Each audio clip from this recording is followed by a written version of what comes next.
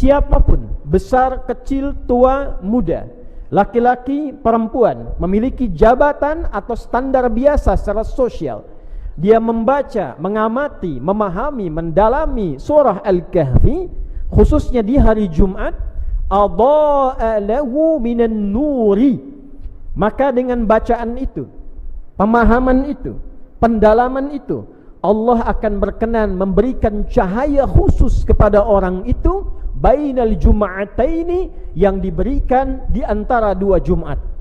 Siapapun yang mengamalkannya, siapapun yang mempraktekkan ayat-ayatnya sesuai dengan kebutuhan hidupnya, maka Allah berjanji mengangkat hidupnya dalam kemajuan, kecerahan, dan peradaban-peradaban terbaik dalam kehidupan. Satu ayat saja diamalkan isinya, menjadi muslim yang sejati dan kembali mendapatkan hidayah Allah sebagai muslim yang sesungguhnya. Nur bainal jum'ataini. Dalam bahasa Arab, maksiat disebut dengan zulmun, kegelapan. Sebab setiap orang berbuat maksiat, tertutup hatinya, gelap matanya, hilang cahayanya. Dalam bahasa Arab, sulit yang sangat, masalah yang pekat, kesulitan yang berat dalam pekerjaan, di rumah tangga, itu pun disebut dengan kegelapan. Karena itu ketika Anda memiliki kesulitan yang pekat, punya masalah keuangan yang pekat, makan tidak enak, jalan serasa gelap, walaupun terang terasa gelap, zulumat. Apa solusinya? Nur. Terdapat hadis Nabi sallallahu alaihi wasallam yang menunjukkan keistimewaan tentang Jumat ini, bukan sekedar menunjuk pada makna harinya, namanya, namun juga amalan-amalan yang menyertai hari Jumat ini dan dampak serta hikmahnya dalam kehidupan kita. Di antara amalan yang istimewa, yang hikmah amalan itu dapat memberikan cahaya setiap pekan bagi kehidupan setiap umat Islam, tersebut dalam satu hadis Nabi sallallahu alaihi wasallam, didokumentasikan oleh Imam Al-Hakim An-Naisaburi dalam kitabnya nomor hadis 3392, tersambung sanadnya pada sahabat mulia Abu Sa'id Al-Khudri radhiyallahu ta'ala anhu dari Nabi sallallahu alaihi wasallam qala haddatsana qala Rasulullah sallallahu alaihi wasallam, man qara'a suratal kahfi fi yaumil jumu'ati adha'a lahu minan nuri bainal jum'ataini. Nabi sallallahu alaihi wasallam pernah menyampaikan satu amalan terkait dengan Jumat. Man qara'a, siapapun yang membaca. Man ismun mausulun yadullu 'ala al-fardiyatil 'ammiyah. Kata sambung konjungsi menunjuk pada subjek, terkadang objek. Jadi ketika kita ditunjuk oleh Nabi sebagai objek, tapi diangkat status kita menjadi subjek untuk mengerjakan satu amalan. Apa amalannya ya Rasulullah? Qara'a surat al-kahfi fi yaumil jumu'ati, yang membaca, mendalami surah Al-Kahf di hari Jumat. Jadi ada hadis-hadis terkait dengan fadilah surah Yasin, ada hadis-hadis terkait dengan surah Al-Kahf. Siapapun, besar, kecil, tua, muda, laki-laki, perempuan, memiliki jabatan atau standar biasa secara sosial, dia membaca, mengamati, memahami, mendalami surah Al-Kahfi, khususnya di hari Jumat, adha'a lahu minan nuri, maka dengan bacaan itu, pemahaman itu, pendalaman itu, Allah akan berkenan memberikan cahaya khusus kepada orang itu bainal jum'ataini, yang diberikan di antara dua Jumat. Artinya jika ada yang membaca, memahami, mendalami di Jumat ini, Allah akan berikan nur kepadanya sampai Jumat depan. Di Jumat depan dia baca, diberikan lagi nur sampai Jumat berikutnya. Hadisnya status sahih dan diriwayatkan bahkan oleh Imam Al-Hakim An-Naisaburi dalam kitabnya Al-Mustadrak. Al-Mustadrak artinya yang disusulkan derajat kualifikasi hadisnya pada standar Al-Bukhari dan Muslim. Imam Al-Bukhari menghimpun hadis standarnya ketat, Tidak semua hadis bisa dihimpun. Beliau meninggal, muridnya Imam Muslim dengan standar Imam Al-Bukhari menghimpun hadis kembali. Imam Muslim tak mampu menghimpun seluruhnya. Beliau meninggal, maka muncullah Imam Hakim An-Naisaburi dari Naisabur, mengambil syarat keduanya, mencari hadis yang belum dikumpulkan keduanya dengan syarat Al-Bukhari dan Muslim, maka diberi nama kitab yang disusulkan Al-Mustadrak, nomor hadis 3392. Di antara hadis dengan status sanad sahih setara dengan Al-Bukhari dan Muslim adalah hadis yang disampaikan tadi dari Abu Sa'id Al-Khudri radhiyallahu taala anhu.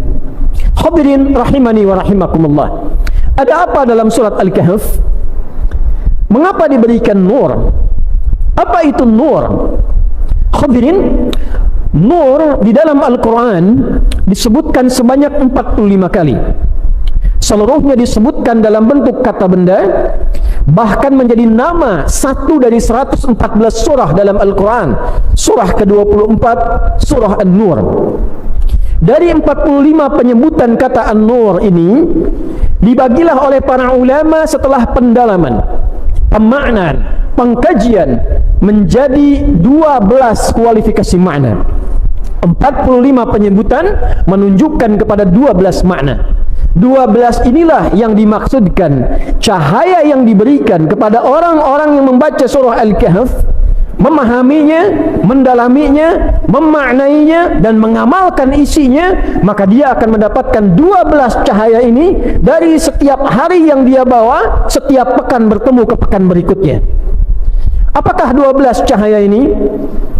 Durasi khutbah yang sangat singkat ini kita ambil 1 atau 2 cahaya dari 12 yang dimaksudkan. Hadirin rahimani wa rahimakumullah.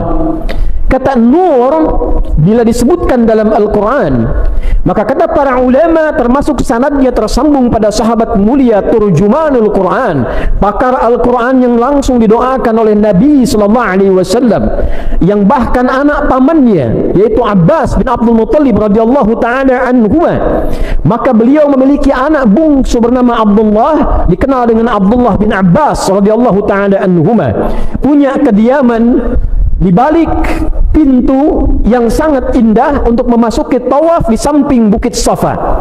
Pintu inilah yang menjadi pintu sunnah saat kita akan memulai tawaf. Hadirin rahimani wa rahimakumullah. Ibnu Abbas radhiyallahu ta'ala anhuma pernah menyampaikan di antara makna nur ay bi makna al-Islam, yaitu bermakna al-Islam. Namun apa kaitan dengan surah Al-Kahf? Orang yang memahami, menggali, membaca makna-makna dalam ayat-ayat surah Al-Kahf, maka diantara makna utamanya Allah akan semakin kuatkan, tanamkan dan dalamkan cahaya Islam yang ada pada dirinya. Jadi hadirin, 110 ayat seluruhnya adalah kurikulum kebaikan, seluruhnya adalah kurikulum kehidupan. Dalam bahasa Arab disebut dengan hudan. Maka itulah ketika kita mengawali bacaan surat Al-Kahf, kita bersyukur pada Allah, memuji Allah karena mendapatkan Al-Quran untuk kita, bukan untuk umat yang lain, untuk kita sebagai pedoman berkehidupan yang telah diuji oleh sejarah. Siapapun yang mengamalkannya, siapapun yang mempraktekkan ayat-ayatnya sesuai dengan kebutuhan hidupnya, maka Allah berjanji mengangkat hidupnya dalam kemajuan, kecerahan dan peradaban-peradaban terbaik dalam kehidupan. Alhamdulillahilladzi anzala ala 'abdihi al-kitaba wa lam yaj'al lahu 'iwaja.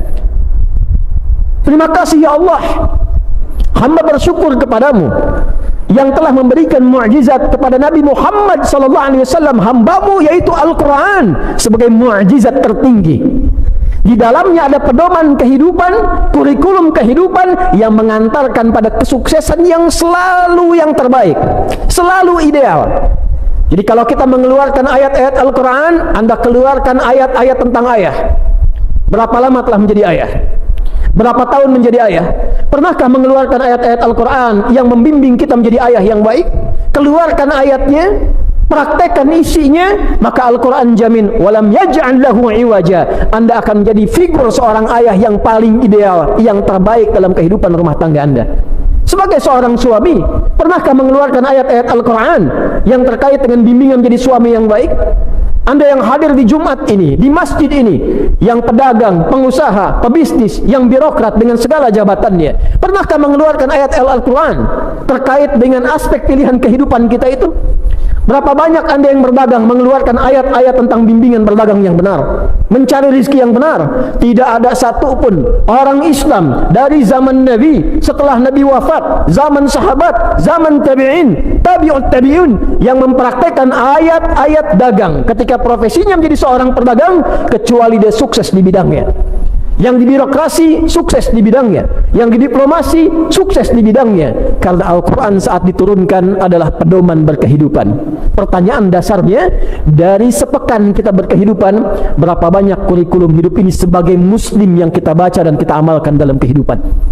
Jangan berpikir jauh dulu.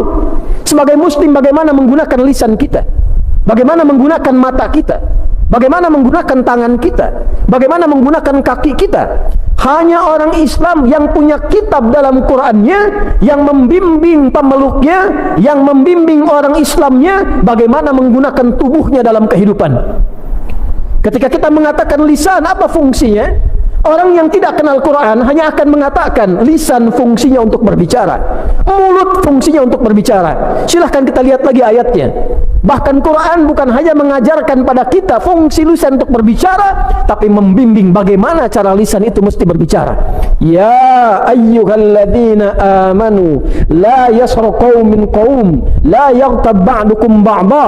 Hai orang-orang Islam yang telah beriman, sepanjang kaum muslim, maka gunakan keislamanmu, gunakan imanmu untuk membimbing lisanmu, hanya berkata yang baik-baik saja.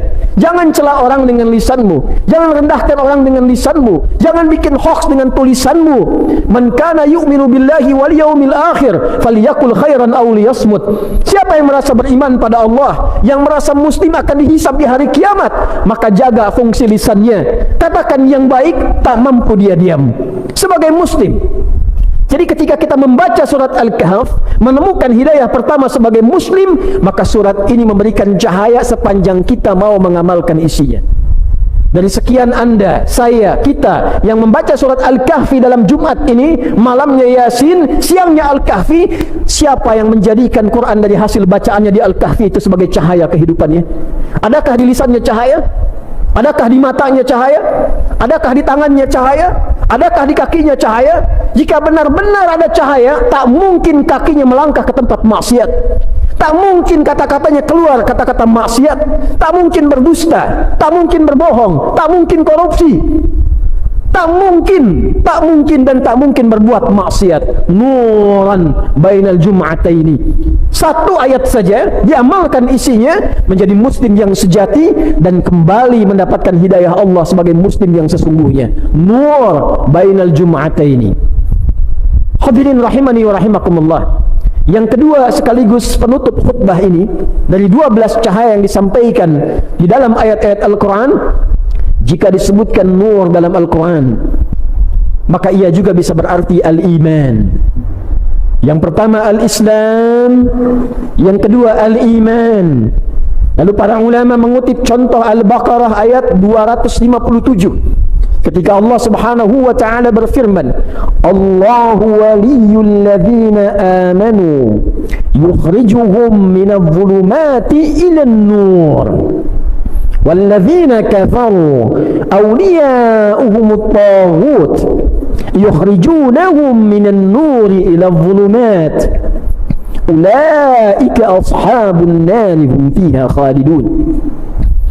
Orang-orang beriman itu, orang-orang Islam yang yakin dengan Allah, yakin akan dihisab, maka Allah yang menjadi pelindung hidupnya, Allah yang menjadi walinya, Allah yang membimbing hidupnya. Yukhrijuhum minadh-dhulumati ilan nur.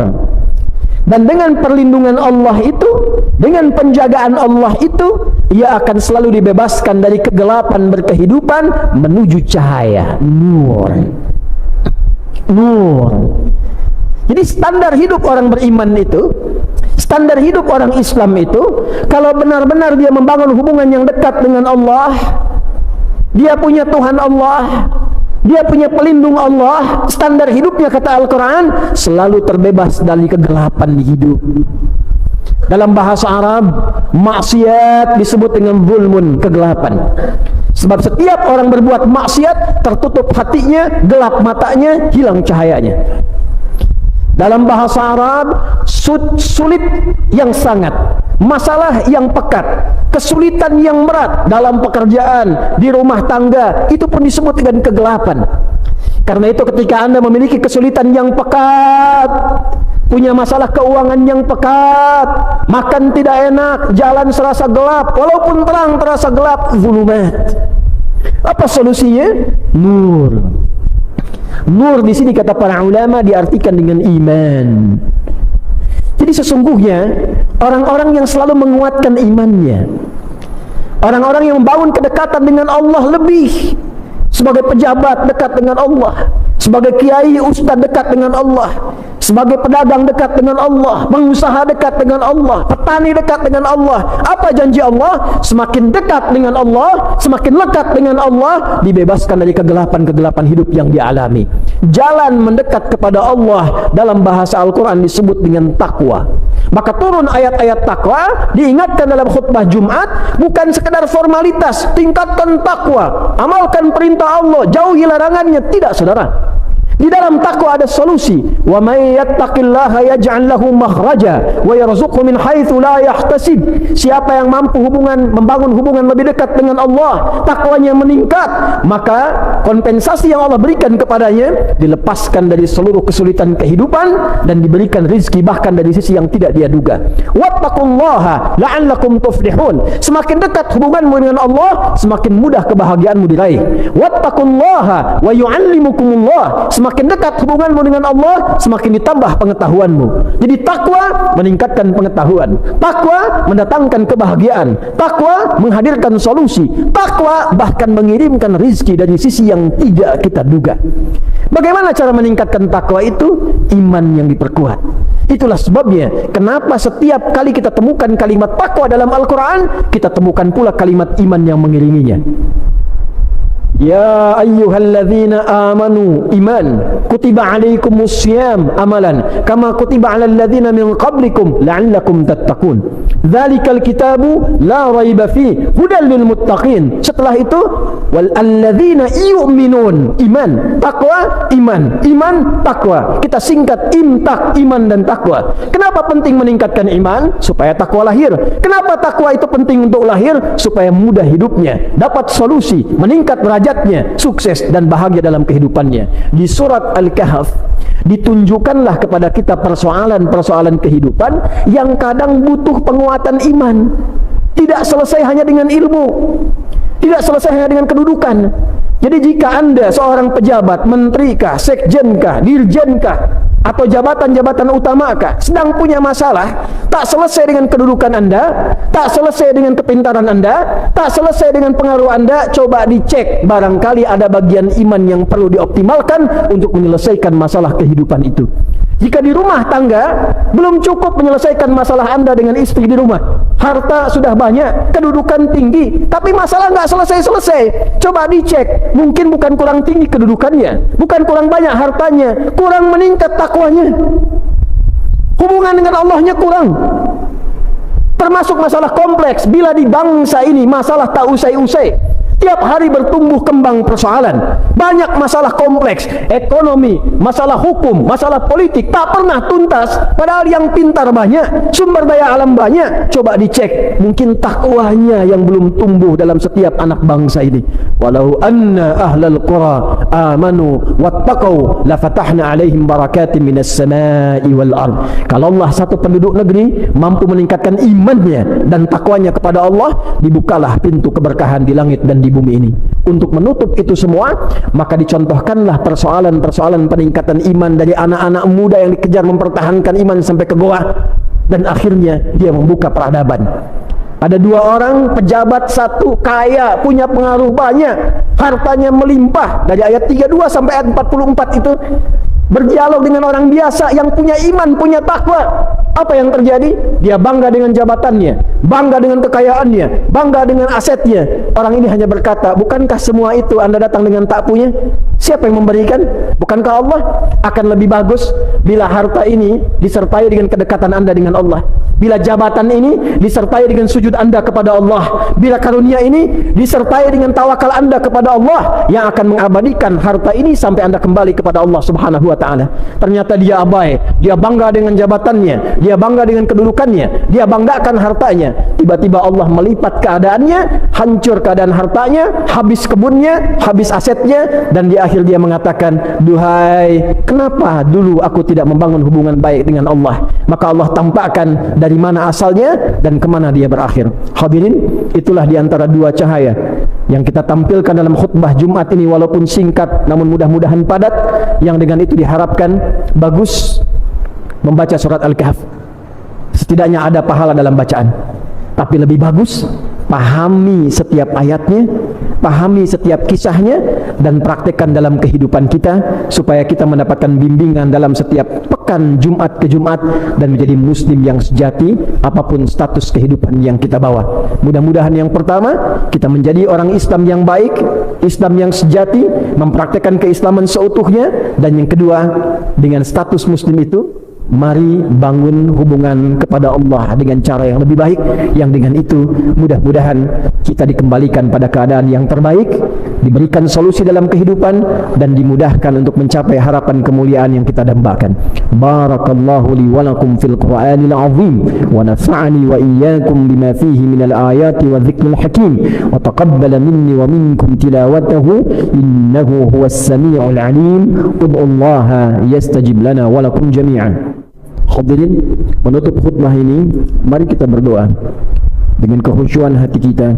Mudah-mudahan dengan doa ini segala kebaikan yang kita harapkan dikabulkan oleh Allah Subhanahu wa ta'ala, dan inti dari khutbah ini mampu kita amalkan dalam kehidupan kita, sehingga kita mendengar, kita menyimak, kita paham, kita amalkan, dan kita dihisab kelak di hadapan Allah Subhanahu wa ta'ala. Qala ta'ala, inna Allah wa malaikatahu yusalluna 'alan nabi ya ayyuhalladzina amanu sallu 'alaihi wa sallimu taslima. Allahumma salli wa sallim wa barik ala habibika al-karim rasulika al-mustafa al-amin nabiyyina wa sayyidina Muhammadin wa ala alihi wa sahbihi ajma'in.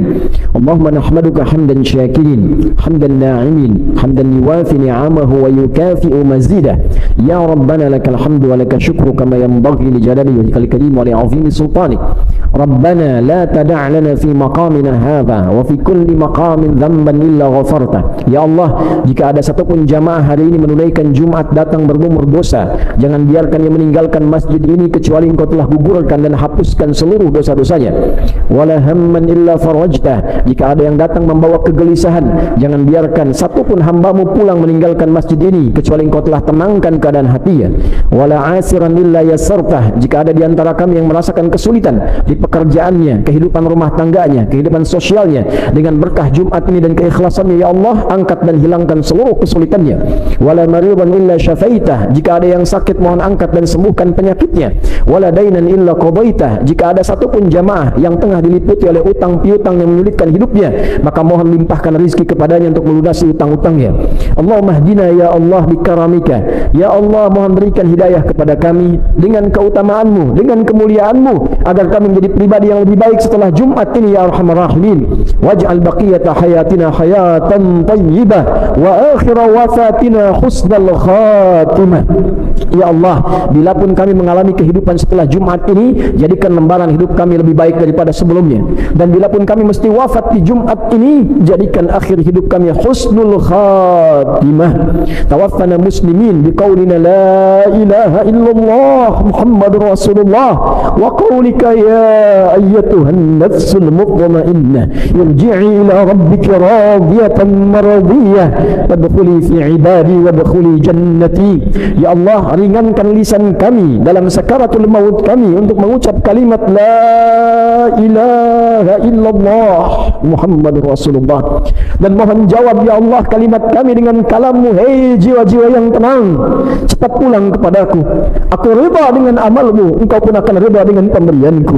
Jadi bagian hamba-Ku, aku siapkan surga untuk-Mu. Allahumma hafadna wa hafad biladana an Indonesia waj'alha baldatan tayyibatan wa anta tardaha wajma wahid su'adaha wajannibha minat tafraqati ya arhamar rahimin. Ya Allah, mohon jaga negeri kami Indonesia yang kami cintai ini. Jadikan Indonesia negeri yang makmur, yang Engkau ridai, yang jauh dari maksiat. Satukan rakyatnya, jauhkan dari perpecahan ya arhamar rahimin. Wahdi umara'aha wa wuzara'aha wa kullu man fiha minal mas'uliyah ya Allah liyahtadu ila ridaq liyakhaffifu hisabahum yaumal qiyamah. Ya Allah, berikan hidayah kepada para pemimpin bangsa ini di setiap level kepemimpinan, yang tinggi sampai dengan yang rendah, para pemimpinnya, para menterinya, para seluruh orang-orang yang diberikan amanah kepada mereka. Berikan hidayah untuk memberikan kebijakan yang adil, yang akan meringankan hisab mereka di hari kiamat ya arhamar rahimin. Allahumma hfadh ulama'aha waj'alhum mukhlasin lakad-din. Ya Allah, mohon jaga para ulama kami, sehatkan mereka dan berikan hidayah pada mereka untuk berdakwah dengan ikhlas, menyatukan umat, menjauhkan dari perpecahan. Allahumma ya khairan nasirin, Allahumma ansur ikhwatana fi Filistin, fi Gaza. Allahumma ya Allah khaffif hisabana yaumal qiyamati an da'fina fi nusrati ikhwanina fi Gaza. Ya Allah, anugerahkan pertolongan-Mu ya Allah dari-Mu saja kepada saudara-saudari kami di Palestina, di Gaza khususnya ya arhamar rahimin. Dan mohon ringankan hisab kami di hari kiamat karena kelemahan kami ya Allah dalam membantu saudara-saudari kami di Palestina.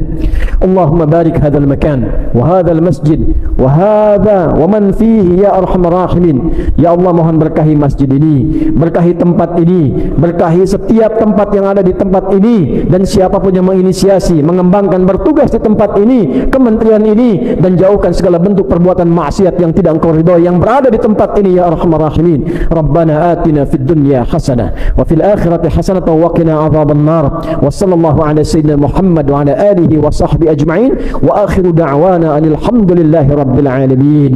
Ibadallah, innallaha ya'muru bil 'adli wal ihsan wa ita'i dzil qurba wa yanha 'anil fahsya'i wal munkari wal baghi ya'idzukum la'allakum tadhakkarun wa la dzikrullahi akbar wallahu ya'lamu ma tasna'un. Aqimus shalah yarhamukumullah.